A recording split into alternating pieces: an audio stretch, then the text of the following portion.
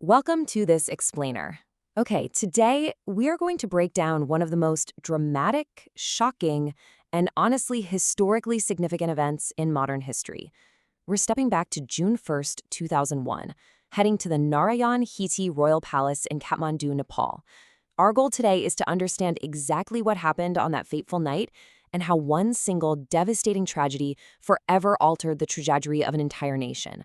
Let's dive right in and explore how a regular, totally routine family gathering triggered a massive, irreversible geopolitical shift in Nepal. It's vital for us to look past just the headlines to understand the actual mechanics of historical change. And this presents a really stark paradox, right? It's the absolute collision of the mundane, just a Friday night family dinner, with an unprecedented institutional collapse. All right, Section 1. A gathering turns fatal. To truly grasp the shockwave this event sent through Nepal, we really have to understand the atmosphere right before the violence. King Birendra was widely respected. He was known for his calm leadership and his support for a constitutional monarchy, which made the sudden, violent eruption that night just all the more jarring. 10. By the time the gunfire finally stopped echoing inside the walls of the palace, a staggering 10 people had died, with several others seriously injured. In just a matter of minutes, an isolated incident inside a single room transformed into a national catastrophe of unimaginable scale. And the gravity of the situation became instantly clear. We're not just talking about anyone here. The nation lost its highly respected leader, King Birendra, alongside Queen Aishwarya and multiple close relatives. This wasn't just a tragedy. It was literally the sudden decapitation of a nation's leadership structure. The very symbols of stability in Nepal were wiped out in a single evening. Moving on to Section 2, the official investigation. So, in the immediate aftermath, a mourning nation obviously demanded answers.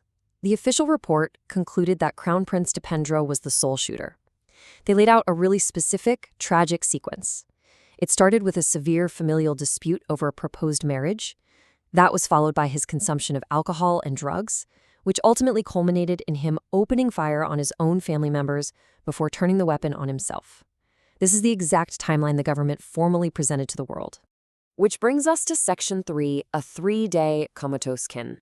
Now, because of Nepal's incredibly strict succession laws, the state found itself in an absolutely bizarre legal and political paradox immediately following the massacre. Think about this. On June 1st, King Birendra is killed. By law, the crown instantly passes to the heir. But the heir is Crown Prince Dipendra, the very man identified as the shooter. And he is now critically injured and completely incapacitated. So from June 1st to June 4th, Dipendra technically reigned as the king of Nepal while in a coma. It was only upon his death on June 4th that King Birendra's younger brother, Gyanendra, legally took the throne. Just imagine the psychological impact of this reality on the public. For 3 full days, a comatose mass shooter was technically the reigning monarch of the nation.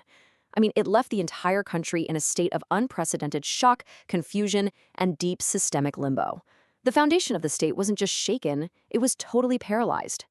Let's look at Section 4, Public Doubt and Conspiracies. Given the deeply tragic, fast-paced, and frankly bizarre nature of the events, especially that 3-day limbo period we just talked about, a stark divide emerged in the country. Officially, the state maintained that Crown Prince Dipendra acted entirely alone following a personal dispute. Publicly, however, there was a widespread belief that important facts were missing, and that led to the rapid emergence of various conspiracy theories proposing alternative explanations. Now, it is absolutely crucial to note for our understanding of the historical record that no credible evidence has ever been presented that disproves the official report. Yet, that huge gap between official truth and public belief remained a massive hurdle. And that leads us directly to Section 5, the end of a monarchy. You see, the psychological impact of this single event severely fractured the relationship between the people and the palace. This wasn't just a historical tragedy, it was the catalyst for total systemic collapse. The 2001 massacre and that sudden loss of calm leadership acted as a supreme catalyst.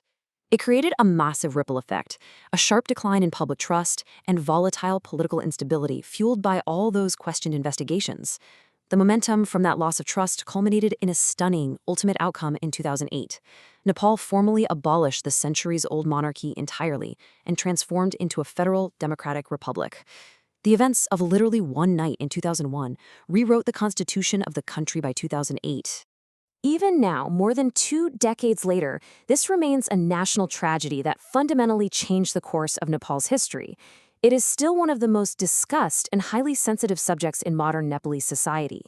The emotional impact and the lingering questions have cemented this not just as a footnote in a history book, but for sure as the defining turning point for a modern nation. Which leaves us with this really compelling question regarding the ultimate fragility of power. Can a centuries-old institution ever survive the absolute loss of public trust? The tragedy at Narayan Hitti Palace suggests that once that bond of trust is broken, even the oldest, most entrenched systems can unravel with stunning speed. It's a powerful lesson in governance, history, and human nature. Thank you so much for joining me for this explainer. I hope this structured look helped you clearly understand the deeply complex legacy of Nepal's royal tragedy. Keep learning and keep asking the big questions.